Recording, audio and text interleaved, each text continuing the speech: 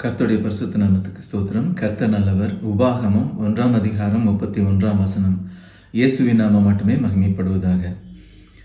ஒரு மனிதன் தன் பிள்ளையை சுமந்து கொண்டு போவது போல நீங்கள் இவ்விடத்திற்கு வருகிற வரைக்கும் நடந்து வந்த வழிகள் எல்லாவற்றிலும் உங்கள் தேவனாகிய கர்த்தர் உங்களை சுமந்து கொண்டு வந்ததை கண்டீர்களே.